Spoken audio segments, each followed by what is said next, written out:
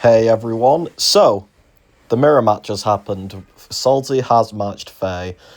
This was kind of unexpected. For some reason, the expected matchup was GT against Faye and then Salty against someone else, but I don't know how this has happened. Matchmaking moment, but it's fine, it's fine. Salty versus Faye, and coming into this war, Salty is second overall on 6 deaths total. Faye is third overall with 7 deaths total, so it's pretty much as close as it possibly could be going into this war. And on the main account, I've got a very strange war. We've got triple tech. Why? Well, you'll realise. Technically, I could have done this with just 2 tech champions, but Prowler is here because I had an extra team slot, and that's pretty much it. I'm not a massive Prowler fan, to be honest. I can play him fine, I just don't really like the champion, and mine is low sig, so he's not benefiting from that fat crit boost. But yeah, this Sentinel on the node 3, the one where Red Skull usually is, this is just here to try and force a path split, really. He has these 3 armors, but Prowler, whenever he throws a special, he'll just be power locked for a load of time, so it doesn't really matter to me. So we've got past all them armors, and now it's just one more SB2, and he's dead. Pretty easy fight. Rank 3, punching up a rank, so yeah, pretty nice. And the other 2, we've got a Zola and Future Ant-Man, so now we're on to a Zola fight. The reason I say this technically could have been done in 2, that Sentinel, Zola and Future Ant-Man can both take. Pretty easily. The only thing is just when you get to that 20% with the armors, just watch out, don't be stupid. But yeah, it's a pretty easy fight for both of them. But yeah, Zola is obviously here mostly for Enchantress, because Enchantress is just fucking eternal on this node. And yeah, this one actually doesn't go how I want, it doesn't really go my way. Because of that, my plan there was just to get a light attack to create a bit more space, and then heavy, and it should put her in the corner, jam her in the corner, GG's Enchantress. But then she got a resist parry off and pushed me backwards, and from here I kind of struggled to get her back to her corner, and because I push her to SB3, so even when I get her close to the corner, she'll just SB3 and put me back to the middle, so yeah, this is going to be a bit slower and a bit more annoying now. It's still fine. There's no issue here. I can eat like 3 SB3s before I get spooked, and I can just go to SB3 if I need to regain health. But here you can see I am literally just planning on spamming my heavies in the middle of the map, because getting it to the corner's being a bit annoying. And yeah, from here, now we get her to the corner, but the fight's pretty much over, so yeah. Just one more heavy and she dies. Doesn't exactly go, the smooth 30-second fight, but hey, goes fine enough. Okay, now I've got this Domino. Oh, and by the way, the Enchantress was my defender, and so is this Domino, so I fought myself twice already, which is kind of funny. Now we're on to this Domino, though. Path 4 of Section 2. This is the first node, the one with the Trauma and the Taunt. So yeah, this is a pretty easy node again for Prowler. This one, again, could have been done by Zola, because Zola counters Domino well. He's immune to the ability extra reduction fuckery that she tries, so yeah, pretty good counter. But, again, I had an extra team slot, and Prowler just is a bit better overall, a bit safer, because the one thing that can go wrong with Zola is if she evades your heavy and starts trying to clap you. Whereas with Prowler, your mediums can't be evaded, and just in general, you're not really playing this aggressive rotation that can easily be clapped. But anyway, we're halfway through the fight and it's going fine. There is going to be a moment in a second that was really fucking annoying. Yeah, gets the evade on, so I do the next hit into block, and then because of the trauma and the physical vulnerability, hits me for about half of my health, which is, fuck you too, I guess. So that kind of scared me a bit, and now for the rest of this fight, I am going to slow play the shit out of it. But the good thing is, at least, because there is 2 to 3 debuffs on you at all times in this fight, I do heal up quite a bit here, and then throw an SB2 and just wipe her out. So yeah, one little scary moment because of the evade, but other than that, it's a very easy fight. And now we have got the big boy Apocalypse again on this node that you can't fucking intercept because the AI is ass. Anyway. I'm just going to put a Power Start 1 on, just to give me easier access to my Disintegrate and easier access to the Endurance. Not needed for this fight, but the fight after, I do need a Power Start 1 on 4, so I may as well get the 2-fight benefit from it. Grey boosts, I mean, most will know if they play War, but with most Grey boosts, you can get 2 fights out of them.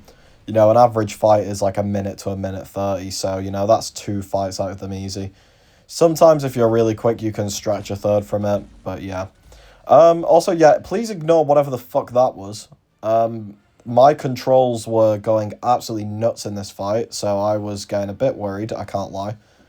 Like, here I need to get a heavy out of him to get the endurance back up. We do that successfully. Haha, do. And now the fight is back under control. We've got the Surging Swarm up. We're at our 10 armors. We have an endurance on that keeps getting paused. We're going to get a second endurance up from the SB1. And yeah, now it's just Dex the SB1s. And we should be fine, pretty much. But yeah, that was a pretty scary start to the fight. Like, I just could not control my character. I don't know what the fuck was going on there, but at least it came under control. Like, I felt more in control of the fight here. My controls were back to normal, and yeah, we got him down to 23% with 1 SB2. And at this point, I'm like, okay, fine. Because, like, the worst thing that could happen to me in this war is if I die on one side, like, say I die on the salty side, and then don't die on the Fae side, because, like, that's just horrible, you know? I have, like, especially if it decides the war, it, like, the throw accusations will be wild. But anyway, that fight's done, and now onto our last fight. This is a pretty short war on the main account, but the mini account makes up for it. We've got this Cat Britain, and this is the best Cat Britain I've ever done on this node, with Future Ant-Man. I think it was my highest health finish and my fastest one, so yeah, really nice fight. Not sure why it was so good. It was just, everything seemed to go perfect. Nailed all my intercept, nailed my heavy punishes with heavy, was able to get the additional disintegrate from the power detonation expiring. It was just, yeah, just everything went exactly how I wanted it to go. Like, you know, we've got that second disintegrate up now. I'm going to push Britain to SB2 so she doesn't activate her mode. And now, with this up, we're going to throw a big SB2. Like, we're still pretty much at full health, and Britain's down to less than 40%. We managed to keep the Maker pre-fights up, which was pretty nice. They was about to expire, which would have been, I mean, it would have been fine, it just would have been annoying. But yeah, 2 more heavies, pushes are back to SB2. We've got some decent endurance. We have got quite a few Neuros on us, but that is to be expected. I have been very aggressive this fight. And another SB2 just wipes her out. So just over a minute and 92% health finish. Well, 91 apparently. Fuck you, come on. So yeah, very easy, very nice. Okay, now onto the mini. And to give a bit of perspective, the war was in a very interesting spot. Salty had cleared, essentially. They was at 149 and 2, which, incredible score. And the fight remaining wasn't a difficult fight, so yeah. Also, sorry, just quick note, watch out in this fight, there is going to be a quintuple resist. There's going to be a quintuple resist at some point, but it doesn't kill me because I was at good health when it happened. But anyway, back to that. Salty, 149 and 2, basically 150 and 2. Faye was about 110 fights in and at 1 death. So the war was, in theory, in Faye's hands. Time, however, wasn't on our side, so we knew another death was the... Oh, yeah, there was the quintuple. Thank you, Kabam. We knew another death was GG's. We knew it was lights out if there was another death. But yeah, going into these fights, I knew that if I could clear my fights, that there wasn't much left, and there was a genuine chance Faye could beat Salty, which would be really interesting. It would mean that Faye is technically in pole position for War Champ alongside GT, which, wild sentence to say, but, you know. So yeah, starting on these fights, I'm playing really slow here at the end against this Red Skull, just so I can get as much healing as I can, because quintuple resists are fun for the whole family. Because obviously I'm fighting the Enchantress next, so I do need the health on my Zola. So yeah, I'm just messing around now, occasionally punishing heavy. Maybe I should have gone for another SB3 there, but it would have killed anyway. So yeah, we healed up to back over 90% health, which is good. And I'm glad I did, because this fight, again, Enchantress plays like an absolute bitch and just pisses me off the whole fight. So yeah, this fight goes interesting. If you thought the main account one was interesting, this one's going to double down. So we start off with good spells, to be honest. Can easily remove this with just one heavy, because not all 5 of my heavy hits are going to miss, so yeah, that's pretty good. And now we throw off an SB1, fine enough, and now the whole plan is just get her towards the corner.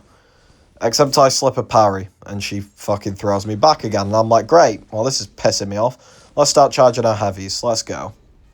So, she's being very passive, resists that, and then tries to dash in at me. But I do throw my SB1 in time, refresh the special lock.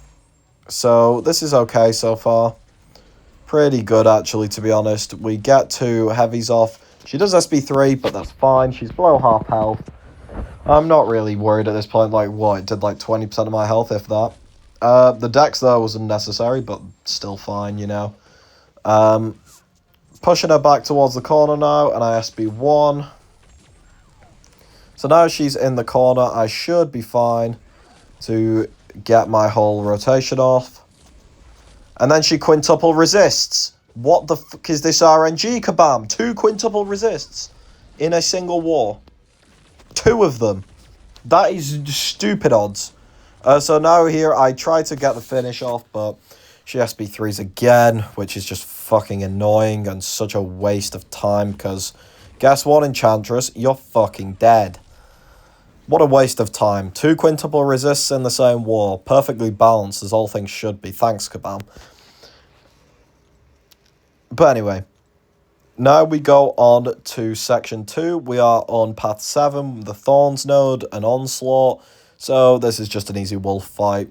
Just play wolf normally, hitting into block. I throw on a combat regen, because I know I'm going to take a bit of Thorns damage. You know, it happens.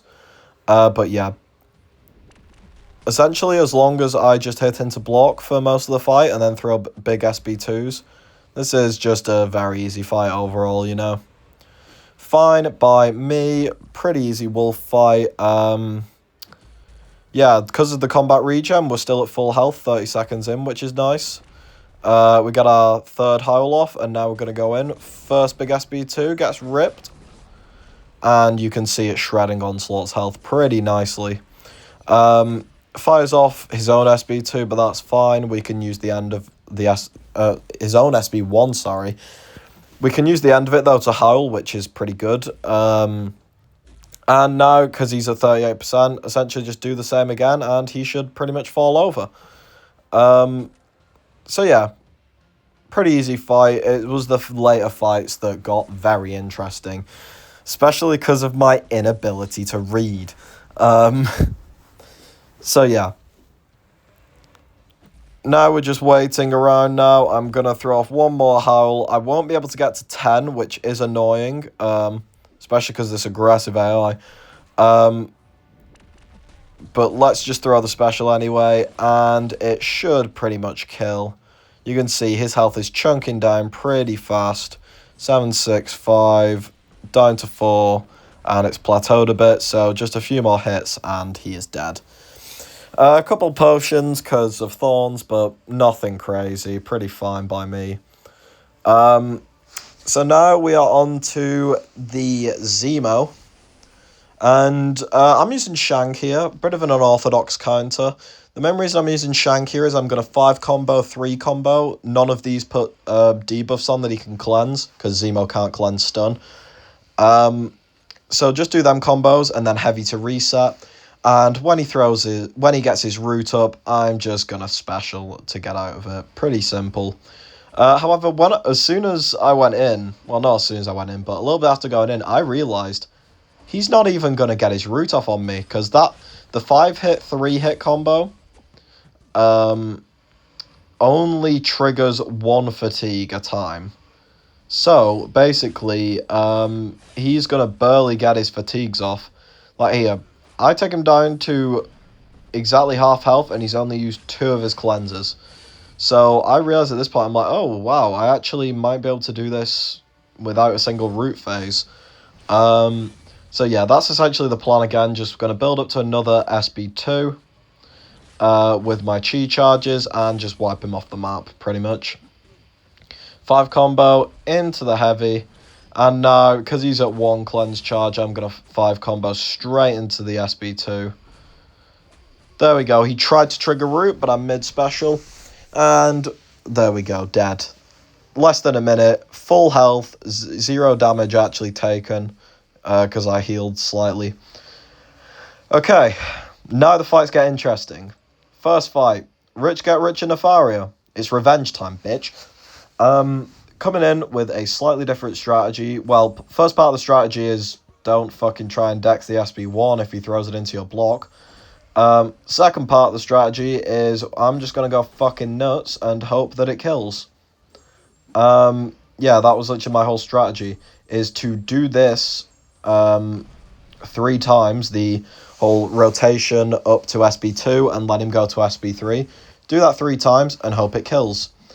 So here, he does clip an indestructible charge off me, which I wasn't a big fan of. So I throw an SB2 to get a bit more spacing. And here there's an interesting part. Parrying Nefaria in his Ionic mode doesn't work. However, you can still stun him through the chi charge. So basically, I'm just going to keep playing completely normally. Again, push him up to SB3. Use my stun to extend my combo and get more chi charges. Big SB2 will reset my charges. He'll throw his SB3 and we'll reset. So this is the last hit of my invul boost. Because of, obviously, the one he clipped off me. So what I'm going to do now is just wait for the stun to expire so I can just stun lock him and just kill him straight here. Because the crits are guaranteed, I know the damage will be enough. So yeah, GG's Nefaria, you big bitch. Fuck you. Nice revenge, finally. Okay, now then. 43 Sentinel. Jesus Christ, I'm a dumb shit. So, going into this fight, I'm like, oh, I'll just use Wolf. You know, it's just like anyone on this node. I'll just use Wolf. Sure, he'll get max analysis, but the fight will just be a little bit longer. That's fine. I should learn to read some fucking kits and wonder why Sentinel was on 43 in the first place. He's not just here for a piss around. So, why is Sentinel here? Well, you'll realise pretty soon. I'll leave it in suspense for a few seconds, treat it like a fucking pop quiz question. Why is Sentinel on this node? It's Shock, Incinerate, Hazard Shift as the hint. So yeah, why is Sentinel here? I've pushed him to max analysis. This all seems fine. I'll just go for my 3rd heal, throw an SB2, and it'll be fine. There's no issue here. The only issue is, I put an invul boost on in case I get clipped by the prowess, but like, what's the issue here? Hold on, I'm at 7 shocks. Wow, I must have gotten really unlucky. That's unfortunate.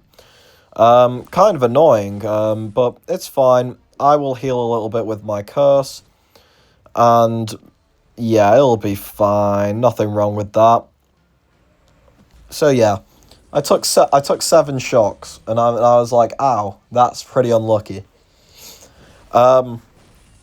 So now I'm just waiting to get up to my 2nd SB2, and then I get another 2 shocks, and I'm like, okay, I'm getting fucking hella unlucky here. This is not cool, kabam. I get above my SB2, but I'm going to wait for 1 more heal for my curse. Then I'm going to launch a big SB2 and hope that it kills. So I go in and I'm like, okay, nice. Why do I have 5 shocks on me again? What is this RNG? I could genuinely die here. Because he's like being a bitch as well and not wanting to throw his specials. I was like, bruh, this is cooked. I actually could die here. So I run in and I'm like, I got another 2 incinerates. What is going on? 4 incinerates, 5, 6, 7. Oh my god, throw SB1, please die. And he does die. Okay, now the big reveal. I wasn't getting unlucky. While at max analysis charges, Sentinel increases the ability accuracy of shock and incinerates by 100%. Essentially, I was near guaranteed to get the shock and incinerate because I pushed him to max analysis. What the fuck?